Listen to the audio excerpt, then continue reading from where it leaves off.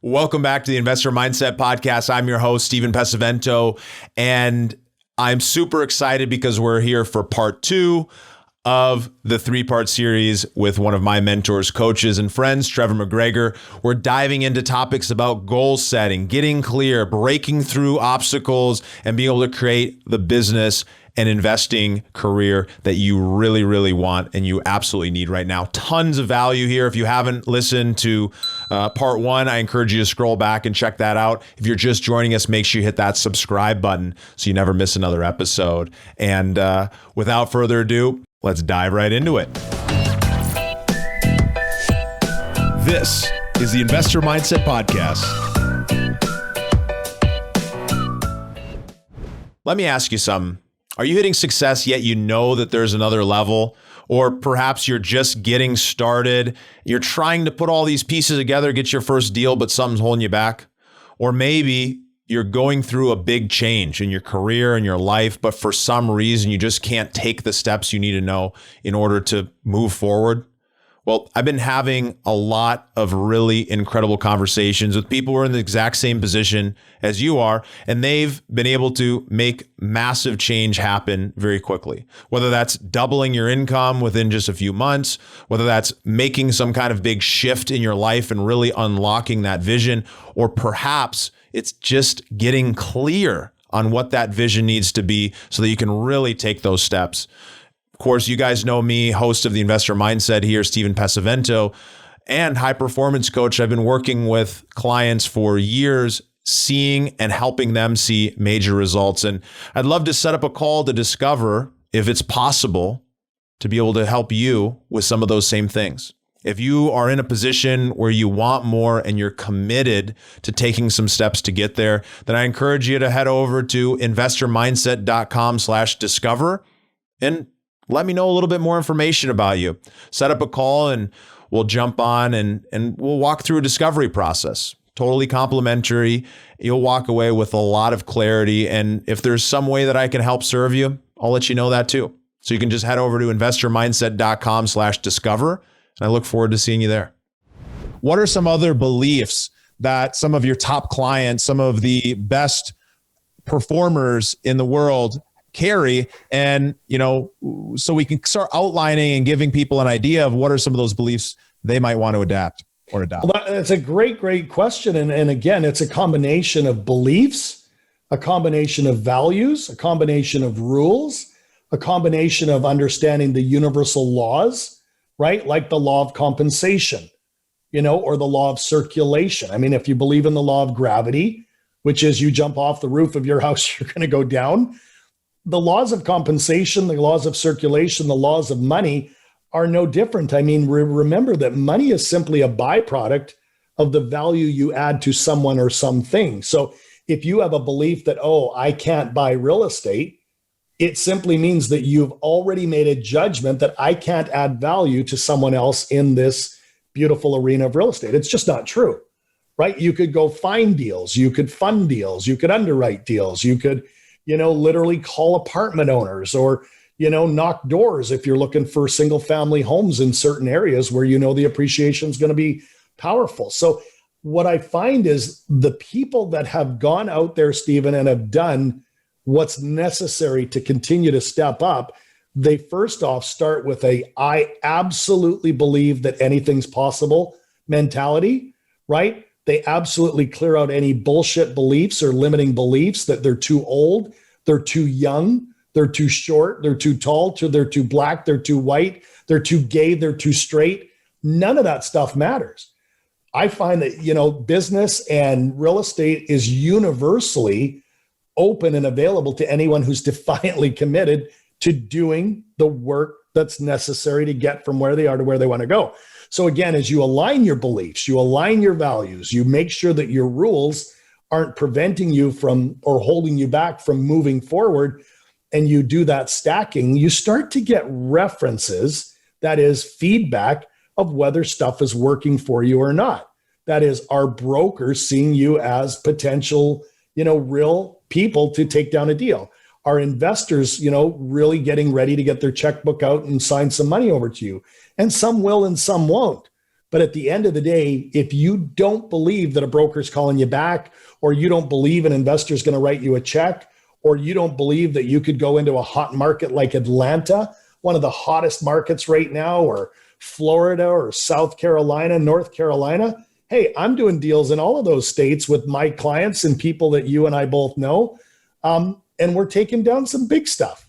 We're taking down some medium-sized stuff, right? Because again, for the committed, there's always a way. But again, if you think that COVID has got you on the back burner, or brokers aren't working right now, or investors aren't investing, it's going to take a lot longer for you to start realizing your dream. Does that make sense? No, it totally makes sense. I think you really gave the listeners and the participants, everyone who's here live, everyone who's listening later on, some really, really powerful beliefs that you guys can start taking on. I hope that you took some notes there, and I hope that you're going to be able to review and be able to apply some of these things in your own life. And so when we think about changing beliefs, and we've got some really powerful beliefs, we're moving in the right direction, one of the things that ends up being a big challenge for people, especially when there's a world of so many opportunities, there's so much possibility and potential directions that people can go. How do you or your clients, and how can we get clear on what direction we are ready to go and really set those priorities to be able to head in that direction? Well, I think the first thing is to know your outcome, right? Are you a multifamily investor? Are you a single family investor? Are you doing it alone, or are you doing it with a partner? Are you going and chasing 17 different markets, or have you really boiled it down to 3? I mean, Stephen, there's fundamentals in this sport of real estate, which is kind of like a sport where it's like football or it's like basketball. You got to know, are you the home team or the away team? Are you going, with the wind or against the wind? And if you don't, start to figure those fundamental things out, it's going to be a lot tougher for you to win the game if you're not knowing how the rules are or what arena you're playing in. So I think the very first thing is literally step into what Tony calls his common sense corner. So it's like, let's pretend we're all in a big room, and we go over to this corner over here, and Tony Robbins is there, and he calls it his common sense corner.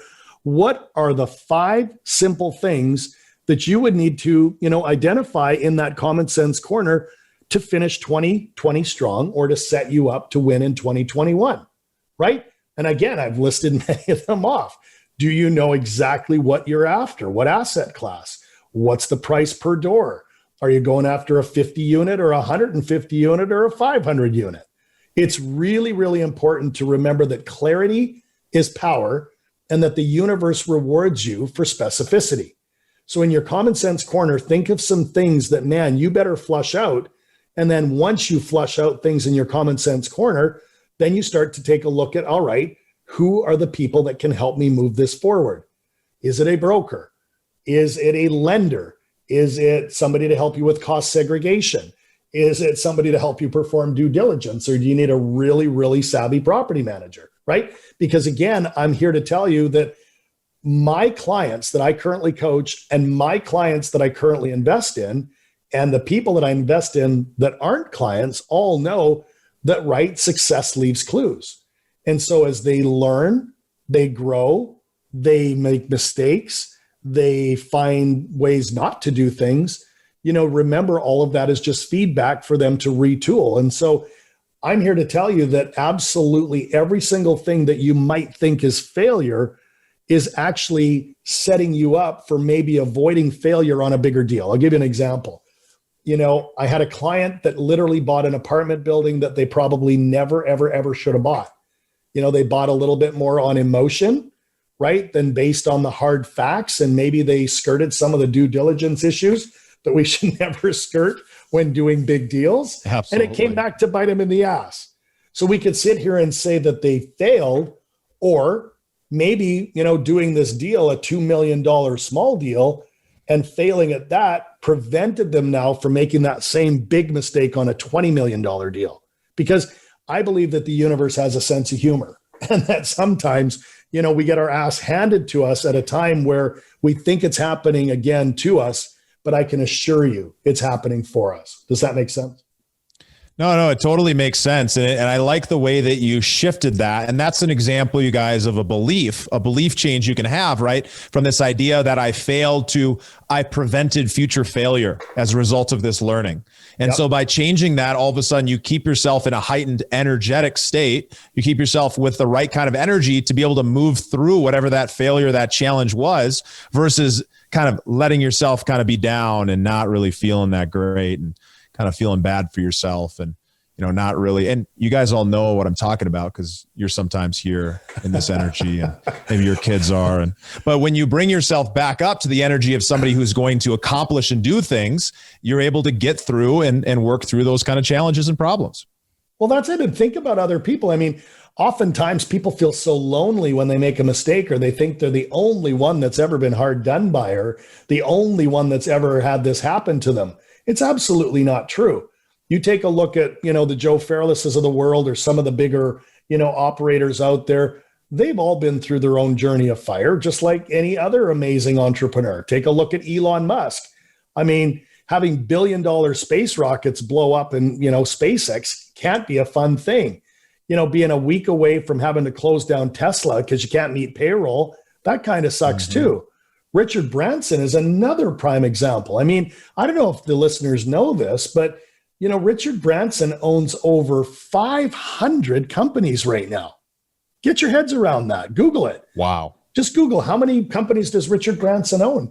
Think about, do you think every one of those companies is operating in harmony and form every day, all year?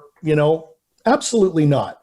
We know that some of them are going up and some of them are going down, and some people are, absolutely screwing up right in this very moment. But Richard Branson doesn't let it faze him.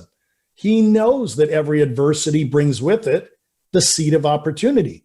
So as some of those companies go up and some of them come down, right? He doesn't get fazed by it. He works on making sure the ones are going up, keep going up. And once he's got that handled, then he goes and works on how to help turn these other ones back up. But again, it all comes back again to your focus, to your identity, to your strategy, and to the standard that you're willing to hold for yourself. And Richard Branson has a very high standard, not just for work, but also for play. Yeah, he really does. I mean, he says this throughout all the things that he through personal life and everything in between. And that's what you end up seeing with high achievers. And so if you can set a high standard for yourself, and you don't have to set it way out there, you set it a little bit higher than you are, and you get to it, you a little bit higher and a little bit higher, and you can ratchet your way up to be able to live with a high standard and then being able to see major change happen. So what I'm curious about, Trevor, obviously, you've worked with, Olympic athletes, millionaires, billionaires, people from all walks of life. I'm curious, what is your superpower personally, and how do people end up figuring out what their superpower is?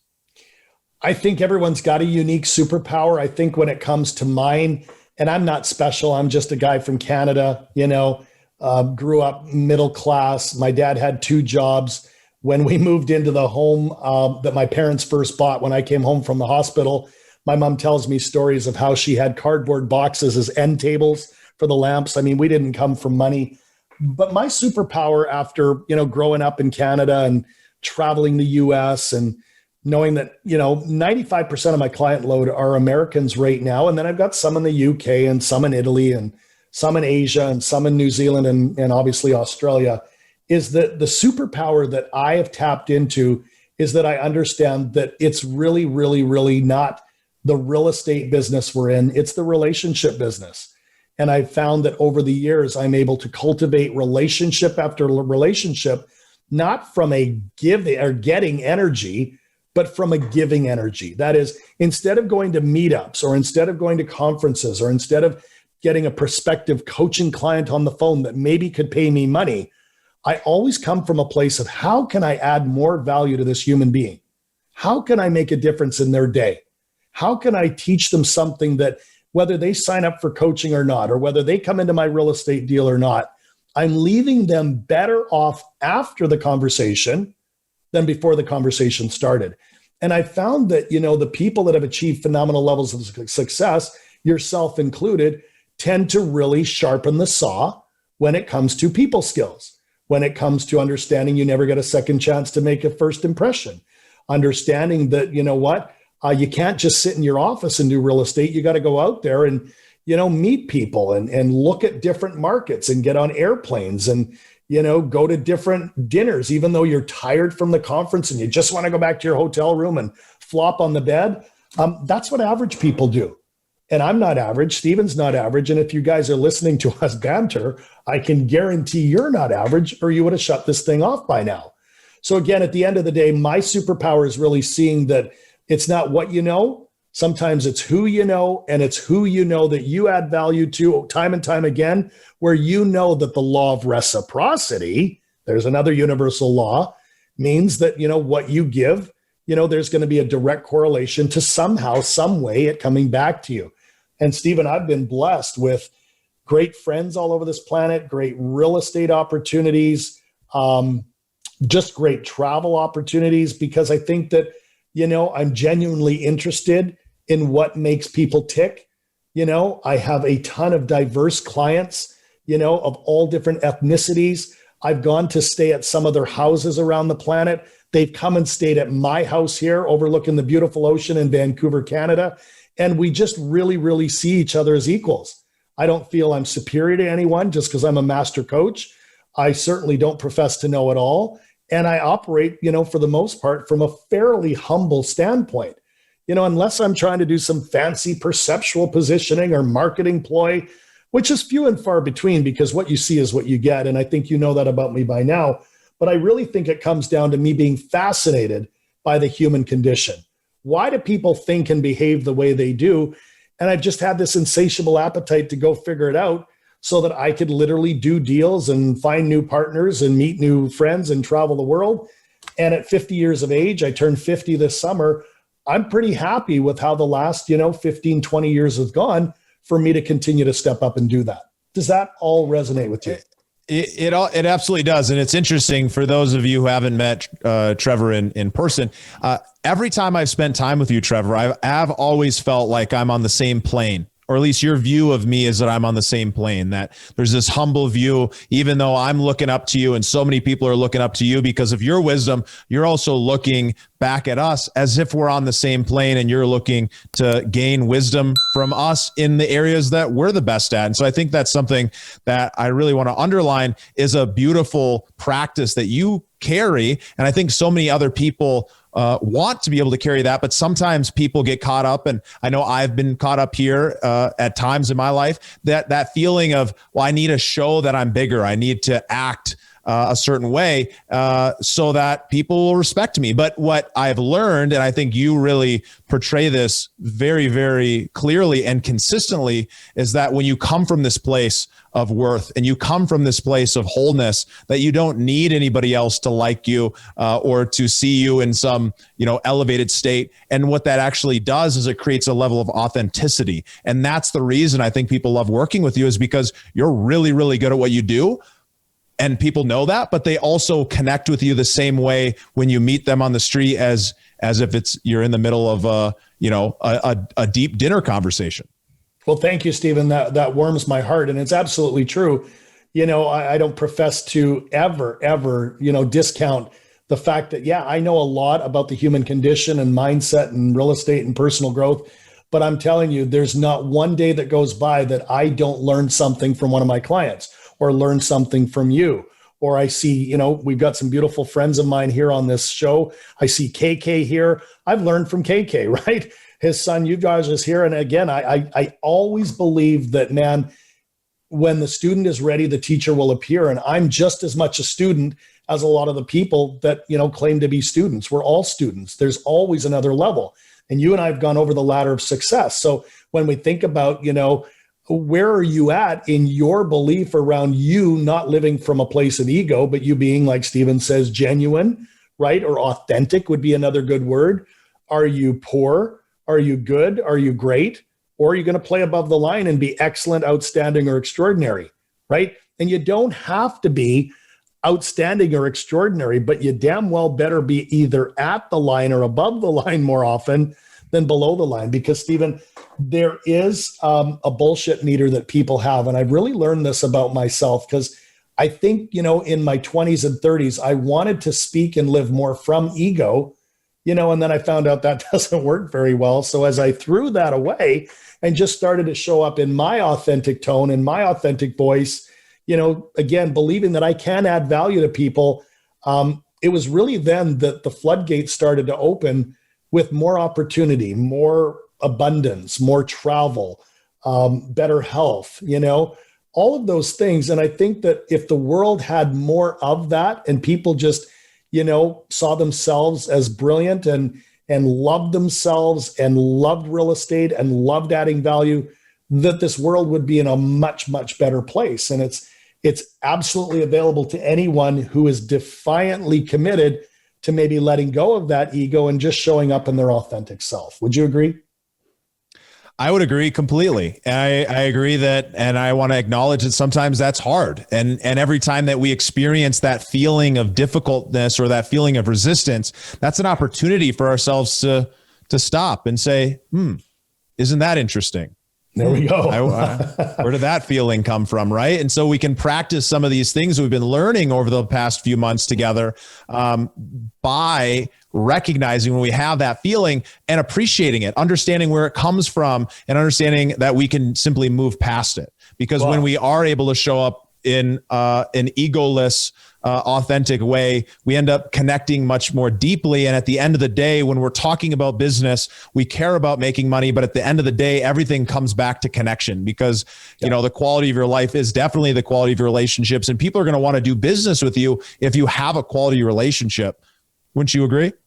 Well, I think that this whole real estate arena is truly built on relationships, and it's a lot more work up front when you don't know the brokers and you don't have an investor pipeline and you don't have a property manager and you don't have the right insurance agents. But as you literally apply yourself and you take extreme ownership, I like that term as well, to get to know the broker, not just from a real estate perspective, get to know the lender, not just his checkbook and his bank balance, get to know the property manager, get to know, the people, where do they live? What sports or hobbies do they have? How many kids do they have? Have you ever traveled to, a similar place on this beautiful blue planet? I'm telling you that that's when there is an unspoken, vibration or frequency where people like to do business with people who are like them, right? So the more rapport you build, the more trust, the more camaraderie. I'm telling you, that stuff pays in spades. And I've got some very, very, very high-level clients right now that have literally told me that the only deal that they got, the off-market deal that they got, was because of the relationship that they formed over 2-3 years with certain brokers, right? Some people that get favorable terms from lenders, lenders don't usually wake up in the morning and go, how can I give somebody the best deal ever, right? They give the best deal to people that are, defiantly committed and literally know that this is not a sprint. This is a marathon. And a lot of people that get into real estate, forget that, hey, I might know this broker for 2, 3, 5, 10, 20, 30 years or more, right? I never thought I'd coach Joe Fairless past a 6-month contract, let alone a year, 2, 3, 5, 6, 8. We're going into our 9th year next year. And again, that's not me beating on my chest that I'm a good coach.